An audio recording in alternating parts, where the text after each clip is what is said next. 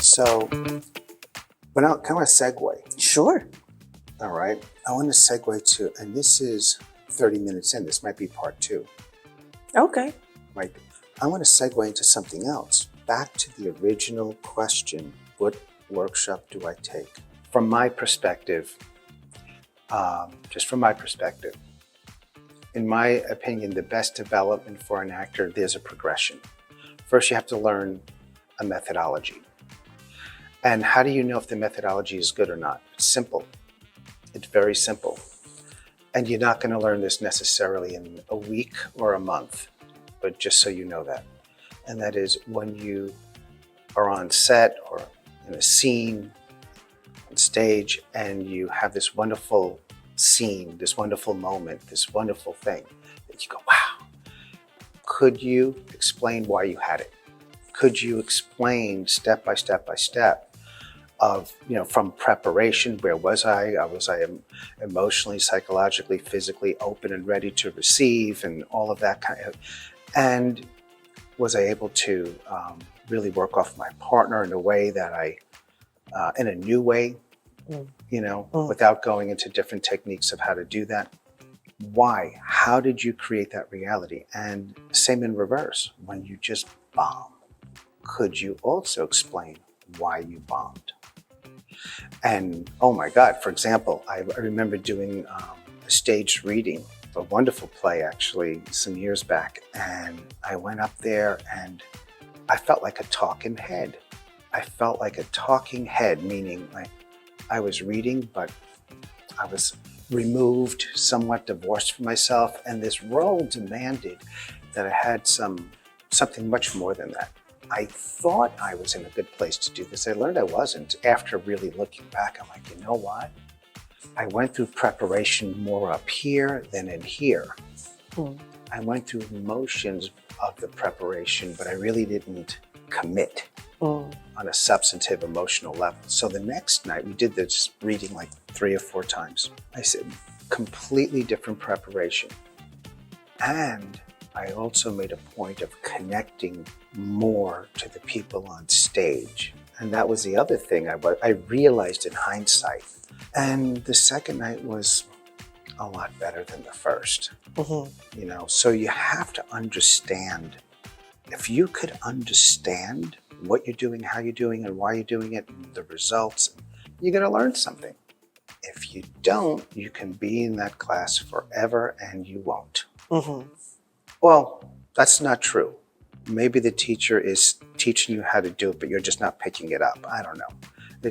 It depends, but that segues into a whole other thing. That's the stage 1. Stage 2 is first learn the ABCs. So that's 1. Learn a methodology, and the methodology should be, does this equip me to create reality? Then you may want to go into scene study, where you can apply the ABCs to material. So you can start to, it's like you build legs and now you want to run with the legs. You don't put a pony in a horse race. When you get a horse just born, do you put them in a race? No, they're like flopping around. They're trying to understand their legs. But if you put them in a race, they're going to run into the audience. They don't know what to do. So you want to be able to exercise those legs, exercise the ABCs that you're learning someplace in a scene, in some kind of scene study. Then from there, you can bridge that to a reality on set or on stage in a show.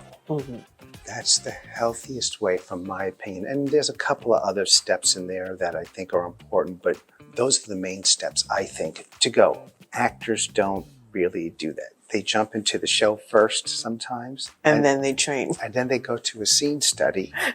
Yeah. They still don't know an acting technique. You don't want to do that. So that's my advice on that. What I don't think is good for an actor under most situations. Okay? I'm going to open up my laptop here and I'm just going to read certain things. I'm going to call everyone either Mary or Joe. So I'm not calling out on their exact thing here. Online advanced film TV intensive with Emmy Award winner Mary from the casting director of Joe. I don't know what you're going to learn there.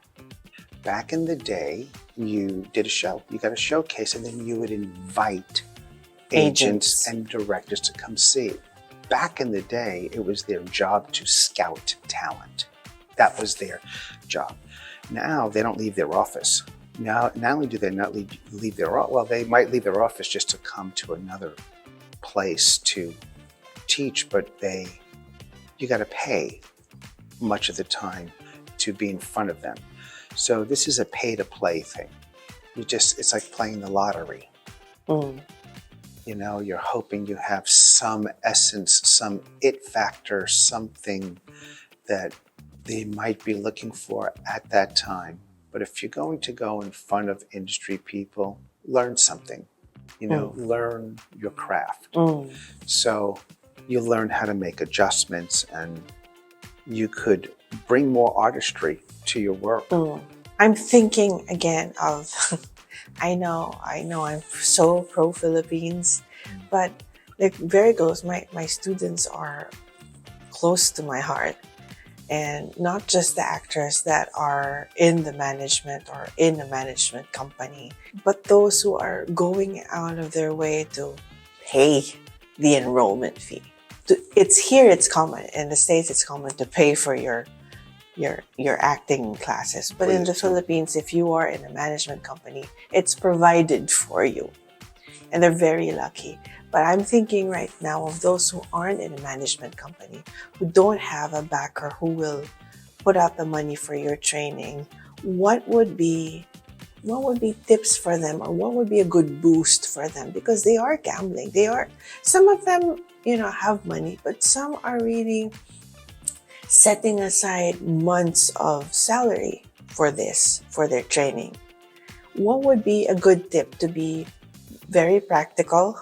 What would be a good boost for them to continue on and really fight for the education, for the right education for their craft?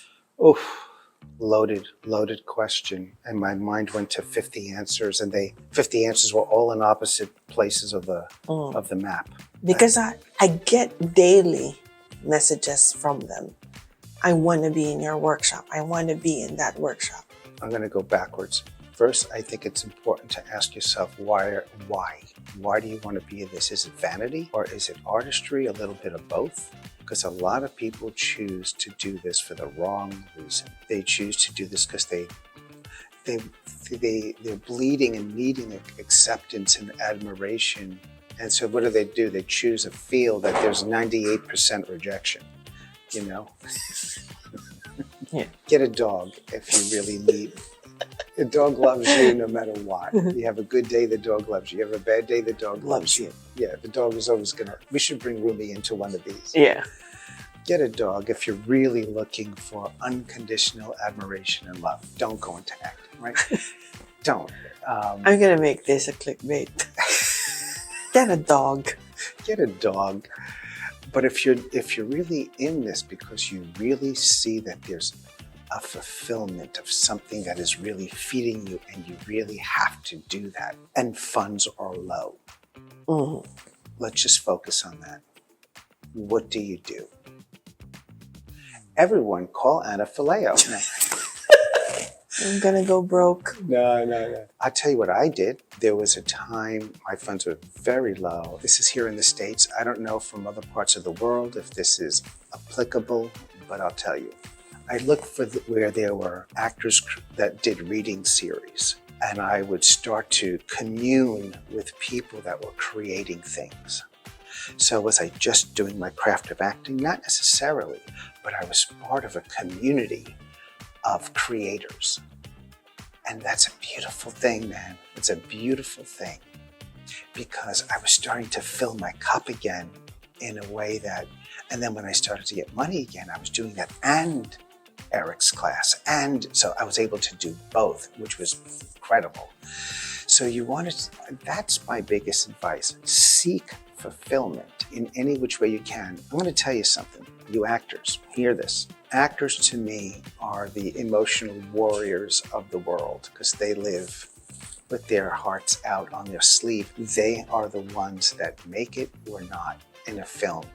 They are either humiliated by critics or praised. They really put themselves out on the line, thumbs up. But you're not necessarily the creators. The creators are the writers. And the interpreters are the actors. Because what are actors? We're storytellers. That's what we do. Now, I'm not minimizing the actors slightly, but what am I getting at? This is what I'm getting at. One of the most empowering things an actor can do is create. Because just being an actor, you're like, I put myself out on the line, I didn't get it. I put myself out on the line, I didn't get it. And here in the States, you're just waiting for this to ring, you're waiting for that email to come in, you're waiting for that thing, and you're kind of giving your power away. But you say, screw it, man, I'm gonna create. And it doesn't mean you have to be a great writer. It just means that you've got to create and try to bring creative people around you. Try to support yourself with creators. And that's a beautiful, beautiful thing.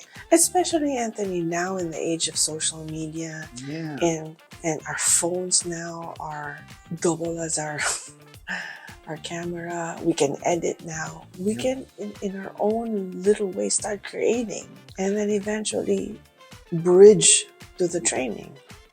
Bridge to the training, absolutely. And you can even bridge what you're creating and incorporate it. Yeah.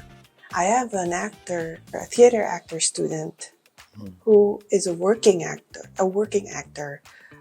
He's not in a management yet, but I am so proud of him because he pulled through. He found the funds to go through the foundation, the level 1 public workshop, and then the second level, to the point where he was given an actor's pass and he could join the exclusive workshops of the professional, the under the management actors.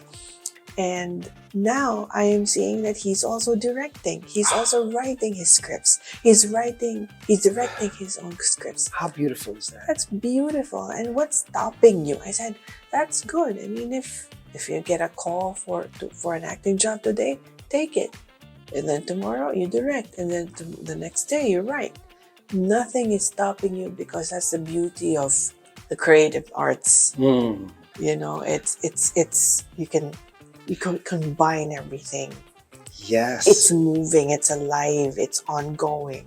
Where Anna's going right now is it comes down to 2 questions, I think. One question is what you want to focus on. The other question is what you don't want to focus on. One question is, how can I do whatever? How can I create? How can I? If you ask the question, how can I? You will fill it up with answers. This is what you want to avoid. Why don't I blank? Because you will fill that up as well. Oh, why don't I? Because I don't have money. Why don't I? Because I'm not attractive. Why don't I? Because I don't have a head of hair. Whatever. Yeah, if you ask negative questions, you're going to come up with all the negative answers. But if you're hell-bent on how can I get fulfilled, you'll find it. You'll find different ways, and they might not be your first way, the happiest way, the most whatever way, but also always remember that most people focus on resources. Do I have the top camera? Do I have the best lighting? Do I have and they're focusing on resources when you need to be focusing on being more resourceful. This young actor that you're talking about seems to be focusing on, I gotta be resourceful. Yeah. You see? Yeah, you know what? He's relatively new. He's 28 years old. But the ego is in the right place. That's why, as much as I can, when the heart is in the right place, you rally behind them. Don't give up on how can I. No matter what your situation is, how can I? Not why don't I.